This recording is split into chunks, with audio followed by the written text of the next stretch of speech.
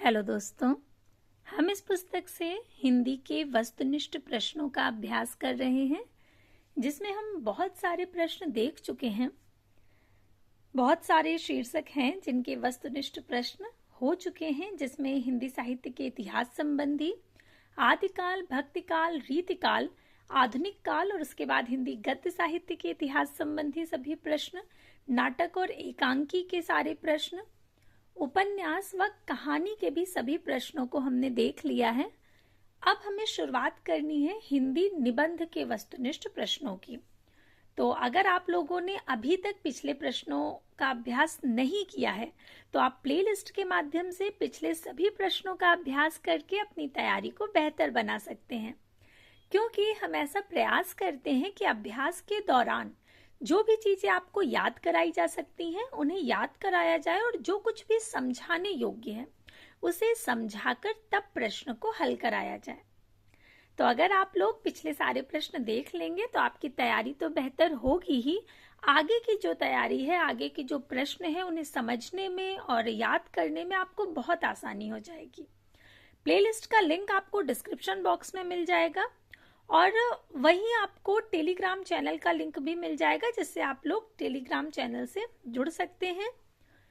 तो ये सभी प्रश्न आपके लिए अति महत्वपूर्ण है। किसी भी एग्जाम की तैयारी कर रहे हो, अर्थात कोई भी ऐसी परीक्षा जिसमें हिंदी विषय से जुड़े हुए प्रश्न आते हैं, तो ये सभी प्रश्न आपके लिए बहुत बहुत महत्वपूर्ण हैं।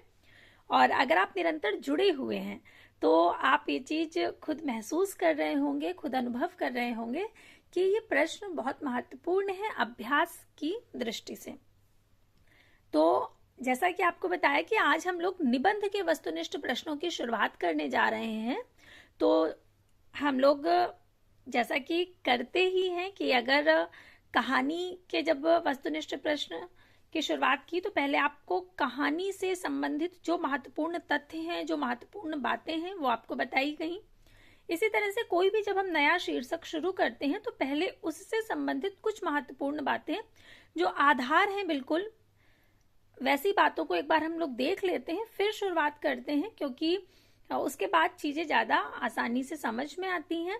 तो आज चूंकि हम लोग हिंदी निबंध शुरुआत करने जा रहे हैं, हिंदी निबंध के वस्तुनिष्ठ प्रश्नों की, तो पहले हम लोग हिंदी निबंध की जो महत्वपूर्ण बातें हैं उन्हें देख लेंगे। उसके बाद हम शुरुआत करेंगे आज के अभ्यास की।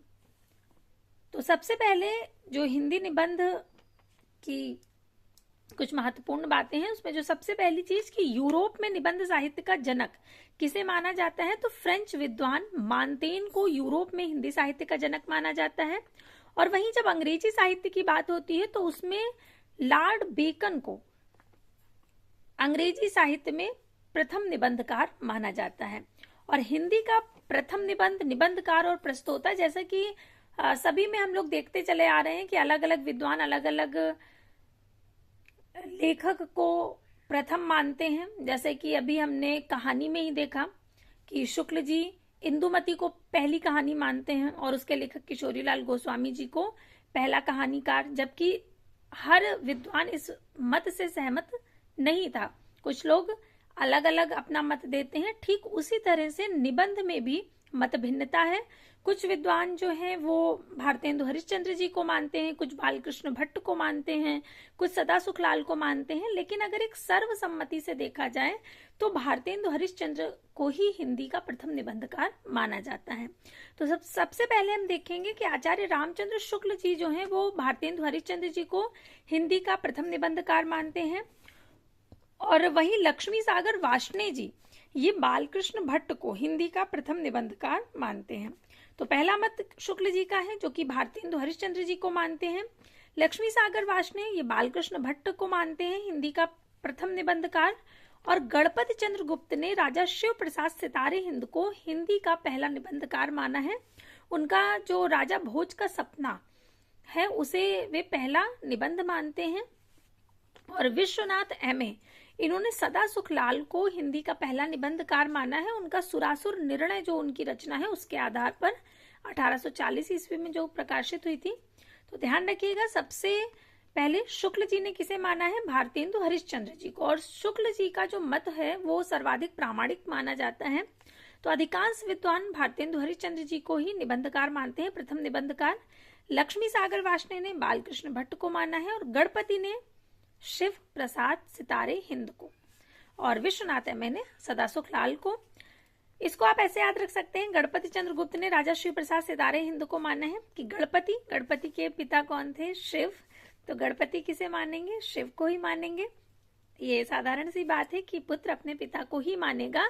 तो गणपति चंद्र गुप्त किसे मानते हैं, ये आप इस तरह से याद रख सकते हैं, जिसमें शिव जी का नाम आ रहा है तो राजा शिव प्रसाद सितारे हिंद। और विश्वनाथ एम सदासुख लाल को मानते हैं, जिनका जो सुरासुर निर्णय जो उनकी रचना है उसके आधार पर। भारतेंदु के विद्या गुरु राजा शिव प्रसाद सितारे हिंद थे। भारतेंदु के संबंध में डॉक्टर रामस्वरूप चतुर्वेदी ने लिखा है कि कविता में उनका संस्कार है, गद्य में विचार।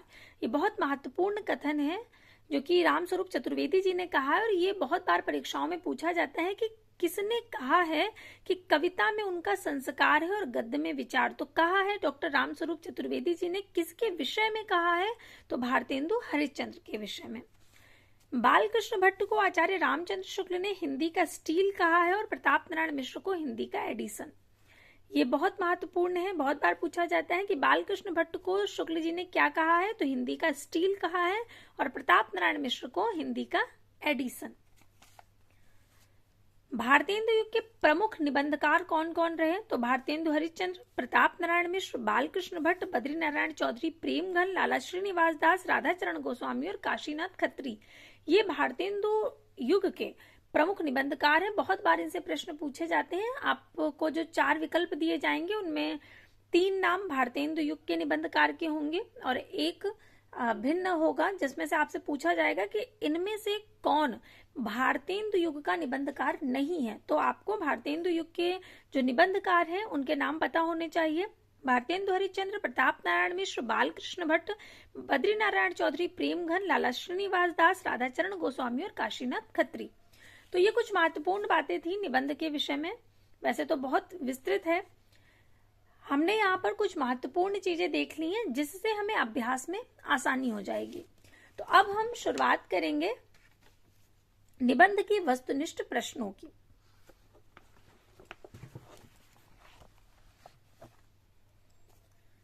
सबसे पहला निबंध का जो प्रश्न है वो ये है कि भारतेंदु युग के प्रमुख निबंधकार हैं। देखिए पहला ही प्रश्न वो आ गया जिसके विषय में हम लोग चर्चा कर रहे थे। तो अभी हमने देखा, अगर आपने ध्यान से देखा हो तो कौन कौन से नाम थे। तो सबसे पहले भारतेंदु हरिश्चंद्र था, प्रताप नारायण मिश्र था, बालकृष्ण भट्ट था और उसमें काशीनाथ खत्री नाम भी था। तो ये काशीनाथ खत्री नाम था। इसके अतिरिक्त राधाचरण गोस्वामी, ये आप देख लीजिए एक बार, ये काशीनाथ खत्री और राधाचरण गोस्वामी, ये दोनों ही नाम भारतेंदु युग के प्रमुख निबंधकार में आते हैं। और यहाँ पर चूंकि यही पूछा गया है कि भारतेंदु युग के प्रमुख निबंधकार कौन है, तो काशीनाथ खत्री और राधाचरण गोस्वामी ये दोनों ही आ जाएंगे, दूसरा और चौथा। और विकल्प सी में दूसरा और चौथा लिखा हुआ है, इसलिए विकल्प सी बिल्कुल सही होगा। भारतेंदु युग के प्रमुख निबंधकार काशीनाथ खत्री और राधाचरण गोस्वामी हैं। भारतेंदु युग के अन्य निबंधकार जो हैं वे हैं बद्री नारायण चौधरी, प्रेमघन, प्रताप नारायण मिश्र, ठाकुर जगमोहन सिंह, अंबिका दत्त व्यास, राधा कृष्ण दास आदि। जबकि हिंदी के प्रथम संस्मरणकार पद्म सिंह शर्मा है और इनकी जो प्रमुख रचना है वो पद्म पराग है, जो कि 1929 ईस्वी में प्रकाशित हुई थी। ये बहुत पूछा गया प्रश्न है कि पद्म पराग किसकी रचना है। तो पद्म पराग पद्म सिंह शर्मा की रचना है और जो पद्म सिंह शर्मा है वो प्रथम संस्मरणकार है। इसके बाद अगला प्रश्न है कि जितनी सफलता भारतेंदु युग के लेखकों को निबंध रचना में मिली उतनी कविता और नाटक में नहीं मिली, यह कथन किसका है। यह कथन है रामविलास शर्मा जी का, विकल्प सी सही होगा। अन्य जो नाम है वो रामचंद्र शुक्ल, हजारी प्रसाद द्विवेदी और नंद दुलारे वाजपेयी। जितनी सफलता भारतेंदु युग के लेखकों को निबंध रचना में मिली उतनी कविता और नाटक में नहीं मिली, ये बात कही है रामविलास शर्मा जी ने, क्योंकि भारतेंदु युग में निबंध खूब लिखे गए। और ये कथन है किसका? रामविलास शर्मा जी का है। और रामविलास शर्मा मार्क्सवादी आलोचक हैं इनकी प्रमुख जो आलोचनात्मक कृति हैं वे प्रेमचंद, भारतेंदु युग, निराला, प्रगति और परंपरा, साहित्य और संस्कृति आदि। अगला प्रश्न है कि संस्कृति के 4 अध्याय में दिनकर ने रविंद्रनाथ टैगोर और मोहम्मद इकबाल को आख्यायित किया है, एक राष्ट्रीय कवि के रूप में, नवोत्थान के कवि के रूप में, भारतीय कवि के रूप में या सामासिक संस्कृति के कवि के रूप में। तो विकल्प बी बिल्कुल सही होगा, नवोत्थान के कवि के रूप में।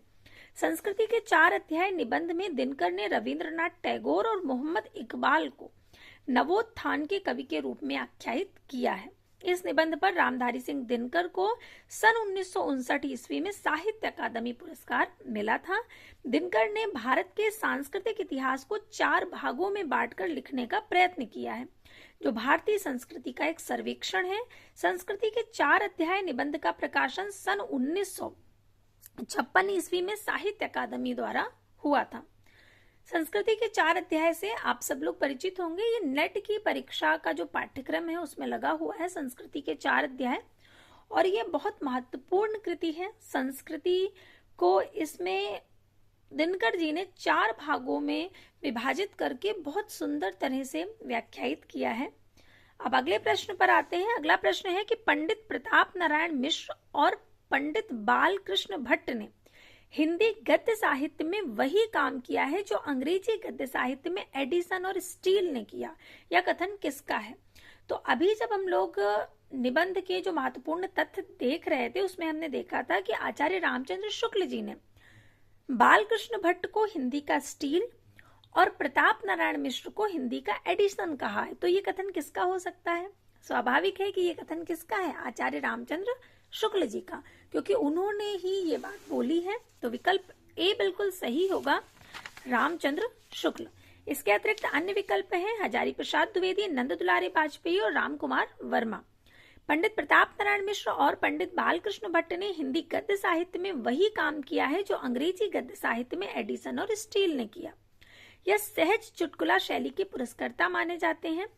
प्रताप नारायण मिश्र के संबंध में हजारी प्रसाद द्विवेदी का कथन है, यह सहज चुटकुला शैली के पुरस्कर्ता माने जाते हैं। प्रताप नारायण मिश्र के संबंध में यह कथन है हजारी प्रसाद द्विवेदी जी का, प्रताप नारायण मिश्र जी के लिए उन्होंने ये बात कही है। बालकृष्ण भट्ट की जो प्रमुख कृतियां हैं वे हैं साहित्य सुमन, नूतन ब्रह्मचारी, दमयंती, स्वयंवर। और प्रताप नारायण मिश्र जी की प्रमुख कृतियां हैं तृप्यंताम, तारापति पचीसी, फाल्गुन महात्म, श्रृंगार विलास और श्री प्रेम पुराण। फिर अगला प्रश्न है कि कुट्टी चाटन नाम से किस लेखक ने निबंध लिखे हैं? सच्चिदानंद हीरानंद वात्स्यायन अज्ञे ने, जैनेन्द्र ने, हजारी प्रसाद द्विवेदी ने या कुबेरनाथ राय ने। तो विकल्प ए सही होगा, कुट्टी चाटन नाम से अज्ञे लिख रहे हैं। कुट्टी चाटन नाम से सच्चिदानंद हीरानंद वात्स्यायन अज्ञे ने निबंध लिखे हैं। ये इनका उपनाम आप कह सकते हैं। अज्ञे ने कुट्टी चाटन उपनाम से सब रंग और कुछ राग निबंध संग्रह की रचना की है। इनका जो निबंध संग्रह है सब रंग और कुछ राग, ये इन्होंने अपने उपनाम कुट्टी चाटन से ही लिखे हैं। कुट्टी चाटन नाम से कुट्टी चाटन, तो ये कुट्टी चाटन नाम इनका हो गया। और आगे के प्रमुख जो निबंध संग्रह हैं वे हैं त्रिशंकु, सब रंग और कुछ राग, आत्मनेपद, आल बाल, लिखी कागज कोरे, जोग लिखी, युग संधियों पर, धार और किनारे, छाया का जंगल। जैनेन्द्र ने पूर्वोदय, मंथन, साहित्य का श्रेय और प्रिय जैसे महत्वपूर्ण निबंधों की रचना की। और हजारी प्रसाद द्विवेदी हिंदी के प्रमुख ललित निबंधकार हैं। द्विवेदी जी ने निबंध को व्यक्ति की स्वाधीन चिंता की उपज कहा है। निबंध को व्यक्ति की स्वाधीन चिंता की उपज किसने कहा है? हजारी प्रसाद द्विवेदी जी ने। कुबेरनाथ राय रसधर्मा ललित निबंधकार हैं। इन्होंने प्रिया नीलकंठी, रस आखेटक, गंधमादन, विषाद योग, निषाद बांसुरी, पर्णकुटी, आगम की नाव आदि निबंधों की रचना की है। अगला प्रश्न है श्रद्धा भक्ति निबंध के अनुसार असत्य कथन इनमें से कौन सा है? पहला है श्रद्धा का व्यापार स्थल विस्तृत है, प्रेम का एकांत। सही है, प्रेम का कारण बहुत कुछ अनिर्दिष्ट व अज्ञात होता है, पर श्रद्धा का कारण निर्दिष्ट व ज्ञात होता है, ये भी सही है। फिर है श्रद्धा एक मात्र अपने अनुभव पर निर्भर रहती है, पर प्रेम अपनी सामाजिक विशेषता के कारण दूसरे के अनुभव पर भी जगता है। तो ये गलत है, इसलिए विकल्प सी सही होगा। और चौथा है श्रद्धा और प्रेम के योग का नाम भक्ति है, तो ये सही है। यहाँ पर विकल्प सी गलत है, इसलिए विकल्प सी सही होगा क्योंकि गलत ही यहाँ पर पूछा गया है। श्रद्धा भक्ति निबंध के अनुसार विकल्प सी कथन जो है वो असत्य है, शेष विकल्पों में कथन सत्य है। श्रद्धा भक्ति निबंध के लेखक आचार्य रामचंद्र शुक्ल हैं। श्रद्धा भक्ति निबंध आचार्य रामचंद्र शुक्ल द्वारा चिंतामणि भाग 1 में संकलित है और आचार्य शुक्ल के जो प्रमुख निबंध है और उसके जो संपादक रहे हैं। चिंतामणि इनका 4 भागों में प्रकाशित हुआ है। उसका जो प्रथम भाग है शुक्ल जी का चिंतामणि भाग 1, ये 1939 ईस्वी में प्रकाशित हुआ था और इसका संपादन उन्होंने स्वयं किया था शुक्ल जी ने। और इसके बाद जो आए चिंतामणि भाग 2, चिंतामणि भाग 3 और भाग 4, उसके संपादन अलग अलग विद्वानों ने किए हैं, लेकिन जो पहला भाग है उसके संपादक स्वयं आचार्य रामचंद्र शुक्ल जी ही हैं। ये देखिए, चिंतामणि भाग 1 1939 आचार्य रामचंद्र शुक्ल इसके संपादक रहे। चिंतामणि भाग 2 ये 1945 ईस्वी में प्रकाशित हुआ और इसके संपादक रहे विश्वनाथ प्रसाद मिश्र। चिंतामणि भाग 3 ये 1983 ईस्वी में प्रकाशित हुआ और इसके संपादक रहे हैं नामवर सिंह।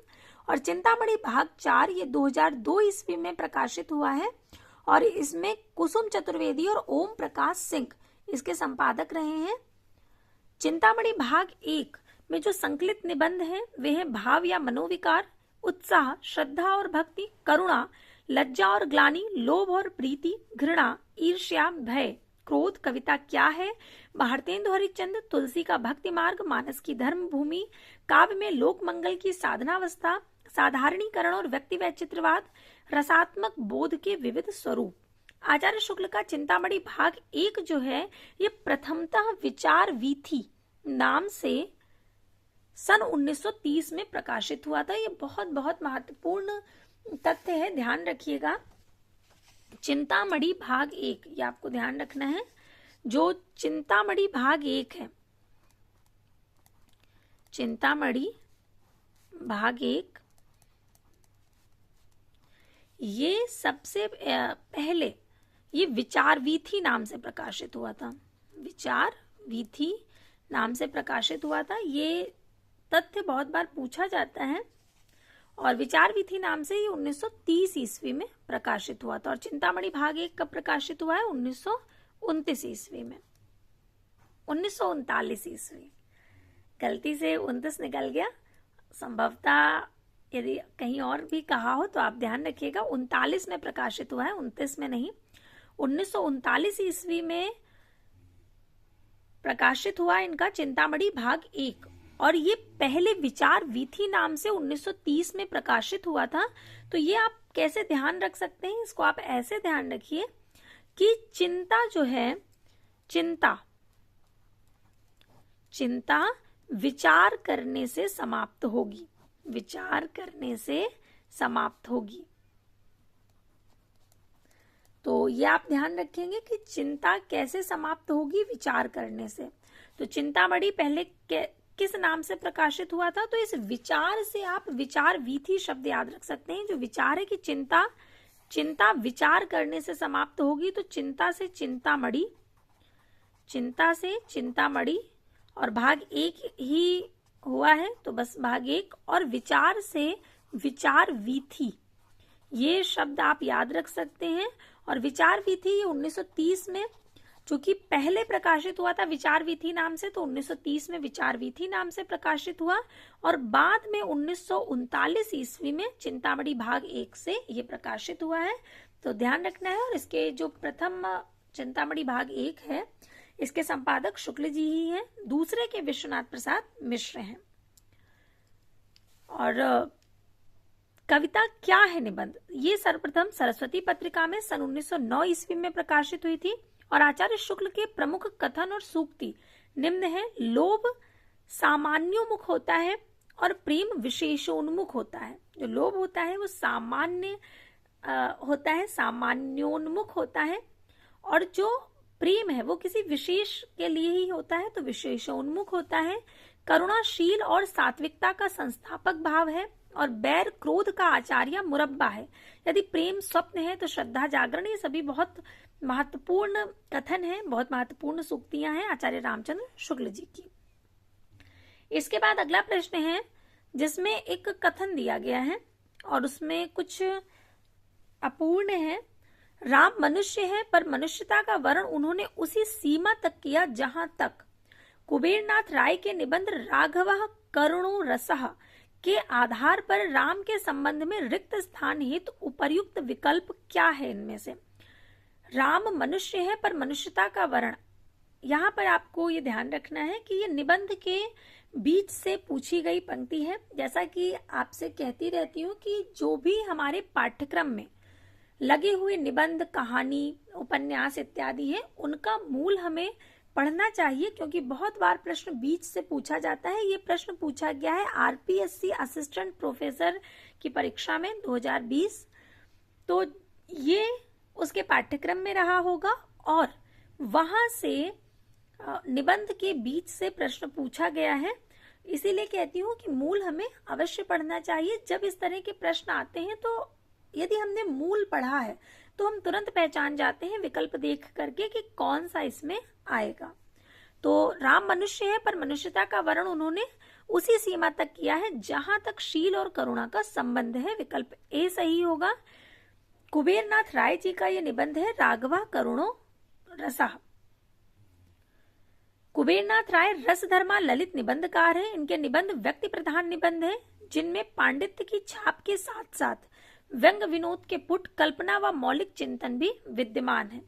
कुबेरनाथ राय के प्रमुख निबंध संग्रह हैं प्रिया नीलकंठी, रस आखेटक, गंधमादन, विषाद योग, निषाद बांसुरी, पर्णकुटी, महाकवि की तर्जनी, कामधेनु, पत्र मणिपुतुल के नाम, मन पवन की नौका, मराल, वाणी का क्षीर सागर, अंधकार में अग्निशिखा आदि।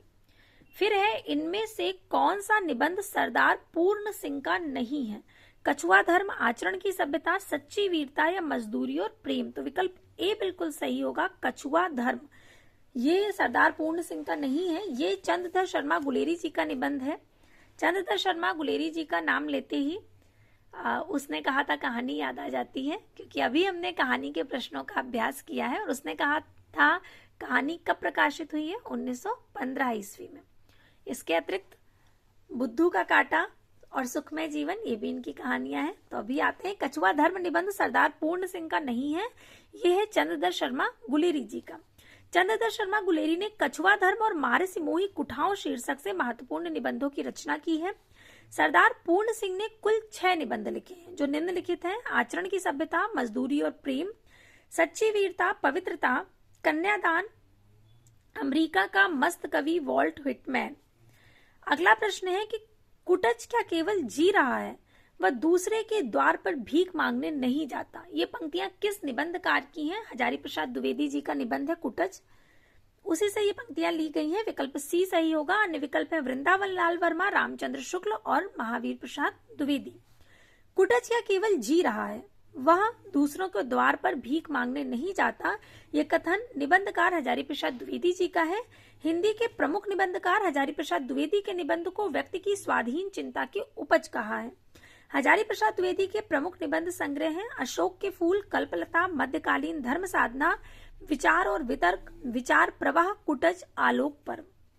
निबंध है वसंत आ गया, मेरी जन्मभूमि, ये निबंध संग्रह थे और ये निबंध है मेरी जन्मभूमि, दिमाग खाली है, शिरीष के फूल, एक कुत्ता और एक मैना, वर्षा, घनपति से घनश्याम तक, साहित्य में हिमालय की परंपरा आदि।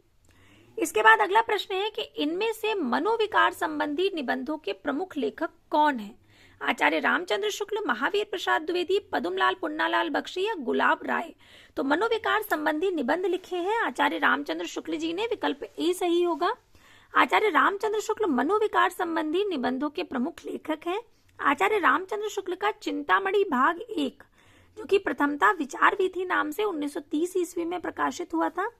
आचार्य शुक्ल के मनोविकार संबंधी निबंध चिंतामणि भाग 1 निबंध संग्रह में संकलित हैं, जो कि निम्नलिखित हैं: भाव या मनोविकार, उत्साह, श्रद्धा और भक्ति, करुणा, लज्जा और ग्लानि, लोभ और प्रीति, घृणा, ईर्ष्या, भय, क्रोध, कविता क्या है, तुलसी का भक्ति मार्ग, मानस की धर्मभूमि, रसात्मक बोध के विविध रूप आदि। कविता क्या है निबंध सर्वप्रथम सरस्वती पत्रिका में सन 1909 में प्रकाशित हुई। पंचपात्र, कुछ और कुछ, श्रद्धांजलि के 2 फूल निबंधों की रचना पदुमलाल पुन्नालाल बख्शी ने की। ठलुआ क्लब, फिर निराशा क्यों, मेरी असफलताएं इत्यादि निबंधों के लेखक बाबू गुलाब राय हैं। इसके बाद प्रश्न है कि संपत्ति शास्त्र कृति के रचनाकार कौन है? संपत्ति शास्त्र कृति के रचनाकार है महावीर प्रसाद द्विवेदी। विकल्प डी सही होगा। अन्य विकल्प हैं जैनेन्द्र कुमार, माखनलाल चतुर्वेदी और भगवती चरण वर्मा। संपत्ति शास्त्र निबंध कृति के रचनाकार महावीर प्रसाद द्विवेदी हैं। आचार्य रामचंद्र शुक्ल ने महावीर प्रसाद द्विवेदी के निबंधों को बातों का संग्रह कहा है।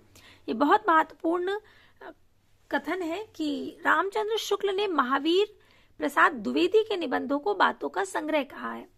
तो महावीर प्रसाद द्विवेदी जी के निबंधों को बातों का संग्रह कहा गया है और कहा किसने है? रामचंद्र शुक्ल जी ने।